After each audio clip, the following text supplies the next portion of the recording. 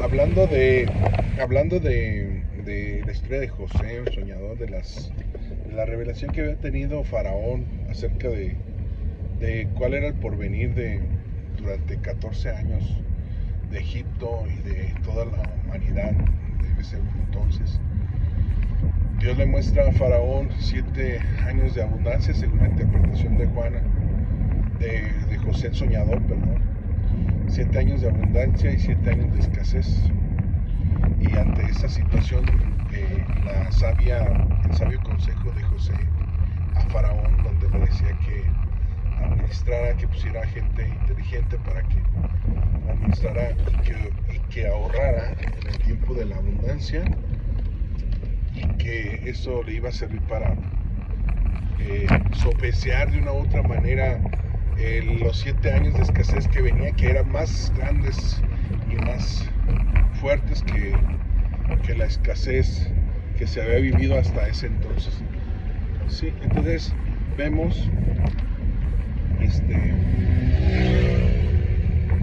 que para José el Soñador eh, fue una forma fácil de interpretar el sueño, pero también lo más importante es la sabiduría para poder aplicar el sueño y poderlo y poder entender lo que Dios quería decir, pero aparte de que entenderlo, de poder ejecutarlo, es decir, poder usar esa información para bien, usar la información que Dios estaba mostrando, que sin duda venían tiempos de hambre, que venían tiempos difíciles, que venían tiempos de abundancia y que venían tiempos en los cuales pues toda esa abundancia se iba a acabar y esa escasez iba a ser mayor que la abundancia. Entonces José nos da un claro ejemplo de lo inteligente que puede ser el siervo de Dios que es usado y guiado por Dios, ¿sí? En estos tiempos, porque pues la Biblia no nos engaña y la Biblia nos habla, y a veces son ciclos y a veces se repiten los ciclos, y pues a mucha gente se basa a ello para poder manipular o para poder decir, ¿sabes qué? Es que Dios me dijo que vendrán tiempos de hambre. Pues ahí la Biblia lo dice, no, no necesidad de decir que yo y que yo y que yo no. Ahí la cuestión es que la Biblia lo advierte. Vienen tiempos de hambre, vienen tiempos de escasez, vienen tiempos de carestía, en los cuales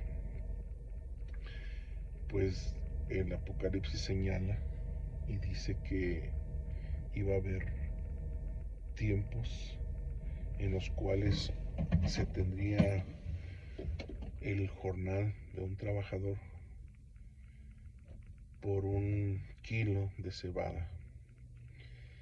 Entonces el jornal, o sea, iba a encarecerse todo, entonces iba a haber carestía, y aparte de que iba a haber carestía, iba a haber escasez. Por lo regular, cuando se encarecen los precios de la canasta básica, cuando esto sucede, encontramos y vemos que lo que pasa es que hay escasez, hay poco alimento, hay poco sustento, hay poca producción. Los campos fueron afectados por alguna situación, por falta de lluvia, por el cambio climático. Y todo esto lo vemos a diario, o sea, no hay necesidad de decir que Dios me dijo, no, Dios nos dice por medio de la Biblia, y sí, por medio de la Escritura sí nos está advirtiendo que vienen esos tiempos. Por lo cual no hay forma de manipular a nadie, sino de entender que debemos de estar preparados ante una contingencia de esa naturaleza. Ante una contingencia de esa naturaleza, pero aparte de estar preparados, que meditemos en Dios, que pensemos si estamos viviendo de acuerdo a lo que Dios dice, porque los tiempos se están cumpliendo. El reloj de Dios está funcionando y está vigente. Todo lo que Él dijo se va a cumplir. Ahorita hay muchas cuestiones que desvían la credibilidad del Evangelio, la credibilidad de la palabra, algunas formas de interpretación que no se entiende, por ejemplo, o que no entiende la gente y que la enseña como una verdad. Por ejemplo, le voy a poner un ejemplo. Cuando Jesús dijo, vayan y hagan discípulos a todas las naciones, predicándoles y enseñándoles que guarden todas las cosas, pero dice, ir y hacer discípulos. El hecho de que mucha gente ya piensa que porque el simple hecho de creer en Jesucristo ya es discípulo, eso no es cierto.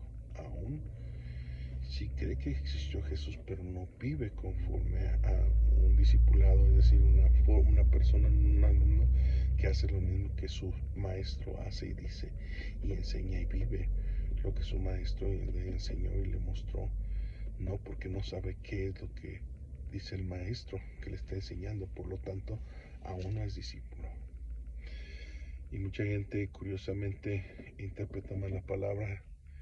La promesa es para ustedes, para sus hijos y para cuantos el Señor nuestro Dios llamare. Si hay una promesa para nosotros y para nuestros hijos, pero también nuestros hijos cuando crezcan van a ser discípulos, porque aún no han sido discipulados. Tienen que ser formados, tienen que vivir la vida cristiana para poder estar en ese nivel en el cual Dios les está llamando a ser salvos. Y hasta ese momento cuando ya existe el arrepentimiento en ellos, porque un niño no se puede arrepentir. Porque pues si le dices a un niño de recién nacido arrepiéntete, pues no. Y un requisito para el bautismo es que estemos arrepentidos. Entonces no que se equivocó Jesucristo, ni tampoco está dando por hecho que Jesucristo quiere que bautices a los niños, no. Sino más bien que les des el proceso, porque la promesa también es para ellos, pero tiene que ser el orden que Dios estableció. Y en el orden de Dios existe que tiene que ser discipulado antes de ser bautizado.